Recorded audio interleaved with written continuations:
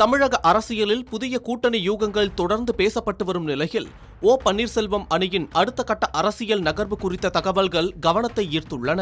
குறிப்பாக தமிழக வெற்றிக் கழகத்தில் இணையுமாறு அவரது ஆதரவாளர்கள் வலியுறுத்தி வருவதாக கூறப்படுவது அரசியல் வட்டாரத்தில் பரபரப்பை ஏற்படுத்தியுள்ளன.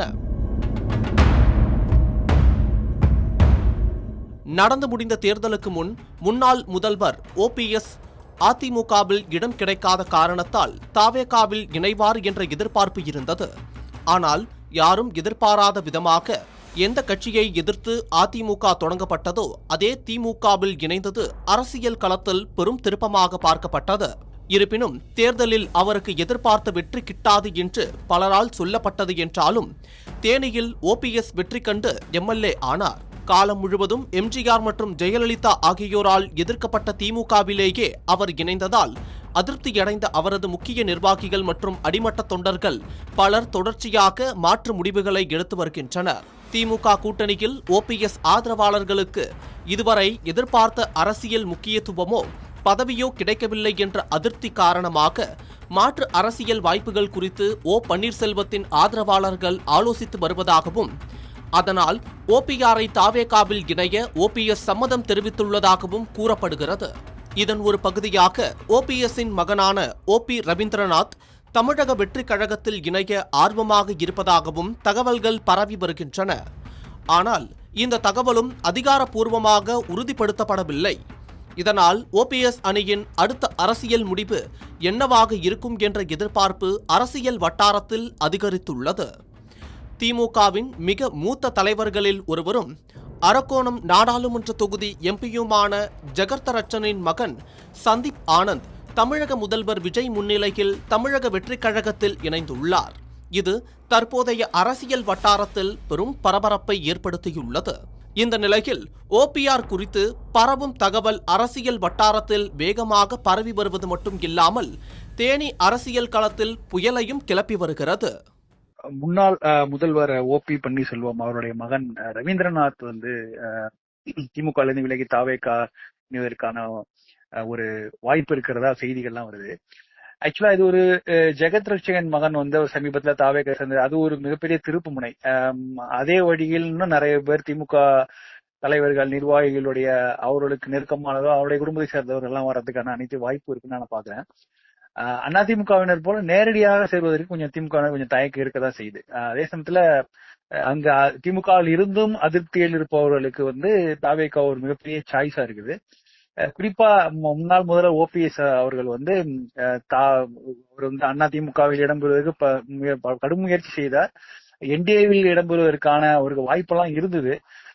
ஆனா அதையெல்லாம் தாண்டி அவர் டெல்லிக்கு போகும்போது நிறைய விதமான ஆஃபர் தரப்பட்டது. அவர் தனிக்கட்சி ஆரம்பிக்க சொல்லி ஒரு ஆப்ஷன் கொடுக்கப்பட்டது. ஆனா அவர் தொடர்ந்து மறுத்து வந்தார். நான் தனிக்கட்சியில ஆரம்பிக்க போவதில்லை அப்படிங்கறத மறுத்து வந்தார். ஒருவேளை தனிக்கட்சி ஆரம்பித்தா அவர் என்டிஏ பார்ட்டா இருந்திருப்பார்.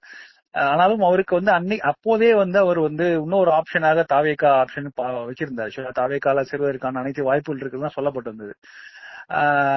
ஆக்சுவலா ஒரு என்ன சிக்கல் அப்படின்றா தவேகாவில் இணைவது அப்படிங்கிறது அப்போ தவேகாவோட வெற்றி வாய்ப்பை பத்தின ஒரு பெரிய கேள்விக்குறியான விஷயம். ரெண்டாவது ஓபிஎஸ் உடைய ப்ரொஃபைலுங்கிறது ரொம்ப முக்கியமான ப்ரொஃபைல். அவர் ஒரு முன்னாள் முதல்வர் அப்படிங்கும் போது அவர் ஒரு கட்சியில் இணைந்தால் சர்வ நிச்சயமாக அவர் தான் நம்பர் 2 இருப்பார். சோ அதனால ஓபிஎஸ் அவருடைய ஆரம்ப சாய்ஸ் தவேகா இருந்தது. ஆனா அவங்க அங்க போனால் அவருக்கான நம்பர் 2 இடம் கிடைக்குமா அப்படிங்கிறதுல சந்தேகம் இருந்தது. அப்பவே இருந்தது. இன்றைக்கு நம்பர் 2 அங்க நம்பர் 2, 3, 4, 5 நிறைய இடங்கள் அங்க அதனால இன்றைக்கு தவேகாவில் ஓபிஎஸ்க்கான சரியான இடம் இல்லை. ஆனா அதே நேரத்தில் ஒருவேளை அவர் தவேகாவில் இணைந்திருந்தால் அவர் இன்னைக்கு செங்கோட்டையனுக்கு இணையான ஒரு செல்வாக்கு மிக்க ஒரு இடத்தில் இருந்திருப்பார். சர்வ நிச்சயமா இருந்திருப்பார். செங்கோட்டையனுடைய உதவியோடு கூட அவருடன் தொடர்ந்து தொடர்பில் இருந்தார். சோ அவருடைய வழிகாட்டுதல்படி ஒரு தவேகா இணைவதற்கு வாய்ப்பு இருக்குலாம் அப்ப சொல்லப்பட்ட விஷயங்கள். ஆனா அதையெல்லாம் மீறி தேர்தலுக்கு முன்னாடி திமுகவில் போய் சேர்ந்து அவருக்கு தொகுதியில் வெற்றியும் பெற்றார். அதுல சந்தேகம் இல்லை. ஆனா அவர் எதிர்பாராத விஷயம் என்னன்னா அவர் தென் மாவட்டங்கள் முழுவதும் அவர் திமுக கூட்டணிக்காக ஒரு பிரச்சாரம் செய்வார் அப்படிங்கிற ஒரு எதிர்பார்ப்பு இருந்தது. அது ஏனோ அவருடைய பிரச்சாரம் செய்ய வேண்டாம் என்று திமுக தலைமை கேட்டுக்கொண்டதா ஒரு செய்தி கூட இருந்தது. அதனால அவர் அவருடைய சொந்த தொகுதியிலேயே அவர் முடங்கி அவர் தொகுதியிலே அவர் தன்னுடைய போக்கஸ் பண்ணி அவருக்கு அதை ஜெயிச்சு வந்து விட்டார். இப்போ அவர் திமுக எம்எல்ஏ இல்ல.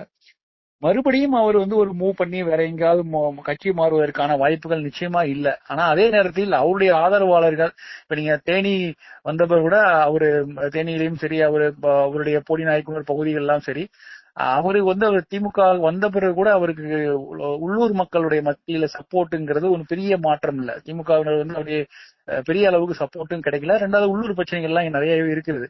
சோ அதனால கூட அவர் வந்து அவருடைய ஆதரவாளர்களுக்கு ஒரு வழிகாட்டுவதற்காக கூட ஏதாவது அவர் தாவேக்காவில் சேருவதற்கு ஒரு வந்து குறுக்கே நிற்க மாட்டார் அப்படிங்கிற மாட்டி ஒரு விஷயம் தெரியுது. அவருடைய மகன் வேணால் ஜெகத் ரட்சகன் மகன் போல இவருடைய மகன் ரவீந்திரநாத்தும் அவர் ஒரு முன்னாள் எம்பி, அவருக்கு ஒரு பெரிய ப்ரொஃபைல் இருக்குது. அவர் மட்டும்தான் தமிழ்நாட்டில இருந்து ஜெயிச்சு எம்பி ஆன போன வரலாறும் தெரியும். அதனால அவர் மட்டும் தாவேக்காவில் இணைவதற்கான வாய்ப்புகள் இருக்கிறத வந்து நம்ம மறுத்து விட முடியாது. அதே நேரத்துல எந்த அளவுக்கு ஓபிஎஸ் உடைய ஆதரவாளர்களை வந்து தாவேக்கால் சேருவதை திமுக தலைமை ரசிக்குமா அப்படிங்கிறது நமக்கு ஒரு பெரிய கேள்விக்குறியா இருக்கு.